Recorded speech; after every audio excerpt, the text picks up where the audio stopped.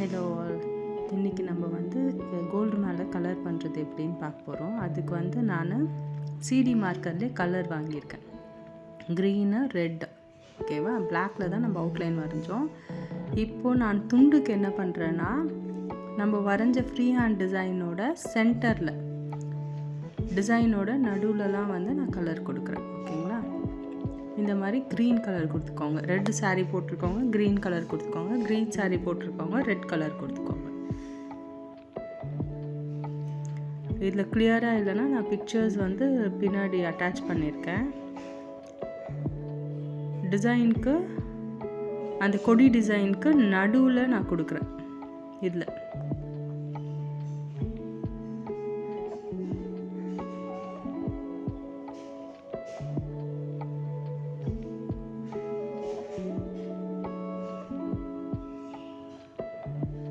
நிதானமாக டைம் எடுத்து கொடுங்க. நான் ஃபாஸ்ட் ஃபார்வர்ட் பண்ணியிருக்கேன்.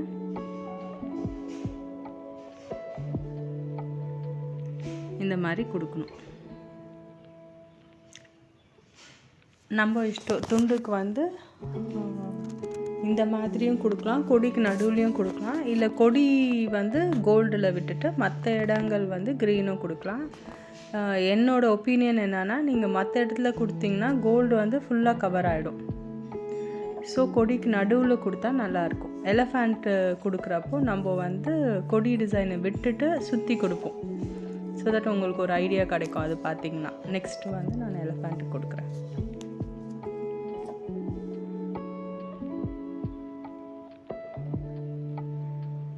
இது என்ன பண்ணுறேன்னா, சைடில் வந்து அவுட்லைன் வந்து 2 லைனாக கொடுத்துக்கிறேன் நான்.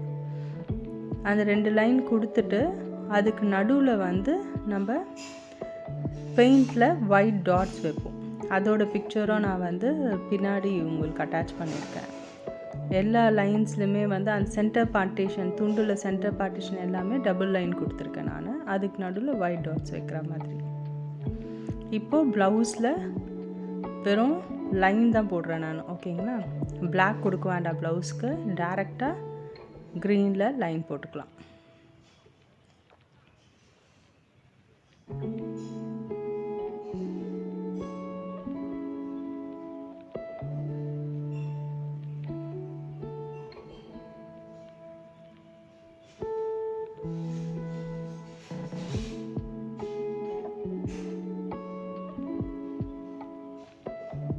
இந்த மாதிரி கம்ப்ளீட் பண்ணுவாங்க. இந்த நான் சொன்ன மாதிரி எலஃபேண்ட்டுக்கு வந்து கொடி டிசைனை விட்டு அவுட்டர் ஃபுல்லாக வந்து நம்ம ரெட்டில் கொடுக்குறோம்.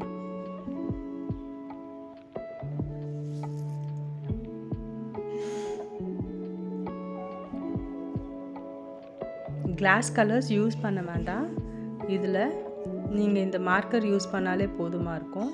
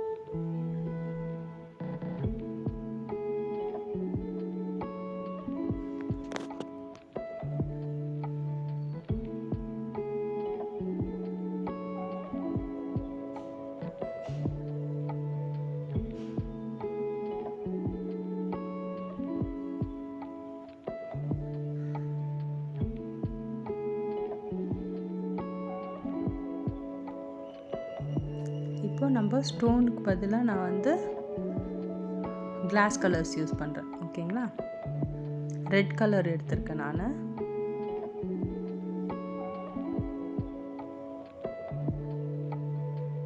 இந்த மாதிரி குட்டி குட்டி பிளேஸ்லலாம் வந்து நம்ம கிளாஸ் கலர்ஸ் யூஸ் பண்ணிக்கலாம். கொஞ்சம் பெருசாக நம்ம இடம் விட்டுருக்கோம், ஸ்கொயர்ஸ் வந்து கொஞ்சம் பெருசாக இருக்குன்னா அந்த இடத்துல நம்ம ஸ்டோன் ஒட்டிக்கலாம். மக் ஒர்க் பண்ணுறப்போ இந்த ஸ்கொயர்ஸ்லாம் கூட ஈவனாக பண்ணோன்னா கிளாஸ் கலர்ஸ் வைக்கிறப்போ அழகாக இருக்கும்.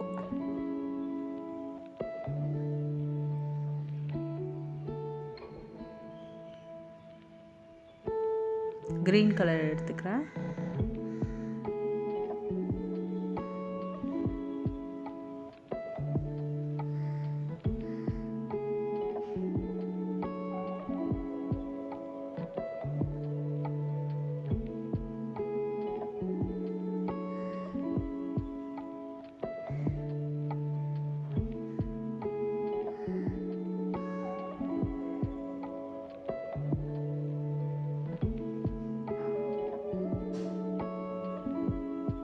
இப்போ இங்கே மேலே நம்ம ஸ்பேஸ் விட்டோம் இல்லைங்களா, அங்கெல்லாம் வந்து கல் ஒட்டிக்கலாம்.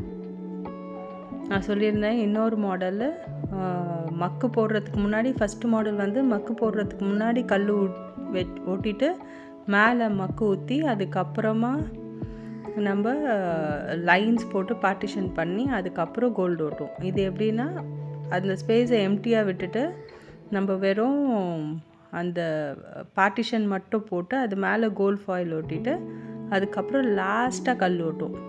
இந்த மாதிரி ஓட்டுறப்போ என்ன ஒரே ஒன்று நம்ம கவனிக்க வேண்டியதுன்னா ஸ்பேஸிங் வந்து ஈவனாக இருக்கணும்.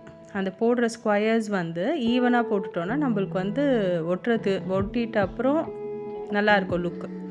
அன்ஈவனாக போட்டிருந்தோன்னா ஒன்று கிட்ட ஒன்று தூரம் அந்த மாதிரி இருக்கும். ஸோ அதை மட்டும் கவனத்தில் வச்சுக்கணும். ஆனால் இது வந்து ஈஸி மெத்தடு. ட்ரெடிஷ்னல் மெத்தடான்னு கேட்டிங்கன்னா இல்லை, பட் கமர்ஷியல் மெத்தட்.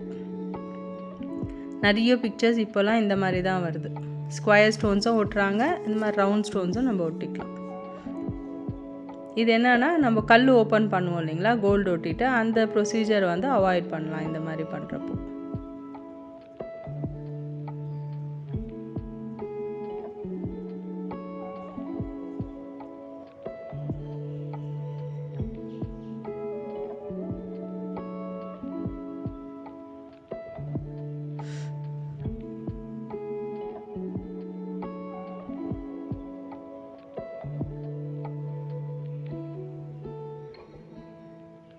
அந்த மாதிரி 2 பக்கமும் ஒட்டிக்கோங்க. இப்போ நெக்ஸ்ட்டு வந்து ஒயிட் டாட்ஸ், அவுட்லைன் சுற்றி வந்து நம்ம ஒயிட் டாட்ஸ் வைக்கிறோம். ஈவனாக வச்சுக்கோங்க. பெருசாக இருந்தாலும் ஓகே, இல்லை ரொம்ப குட்டி குட்டியாக வச்சாலும் ஓகே. ஆனால் டாட்ஸ் வந்து சேம் சைஸாக இருக்கணும். ஒரு டாட்டுக்கோ இன்னொரு டாட்டுக்கோ நடுவில் இருக்க கேப் வந்து ஈக்குவலாக இருக்கணும். அது 2 மட்டும் பார்த்துக்கோங்க. டைம் எடுத்து நிதானமாக பண்ணுங்கள். இதெல்லாம் தான் வந்து ஹைலைட்டிங் நம்ம படத்துக்கு.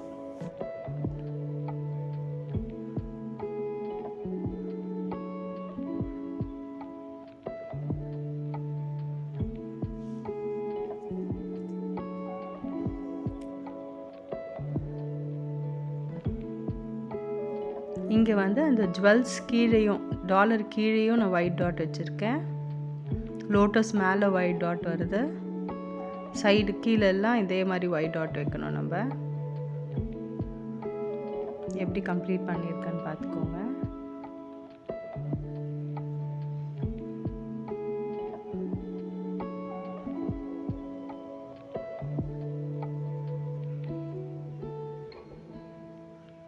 எலஃபேண்ட்டோட ஃபினிஷ் அந்த ஒர்க் பண்ணிவிட்டு, கிளாஸ் ஒர்க் பண்ணிவிட்டு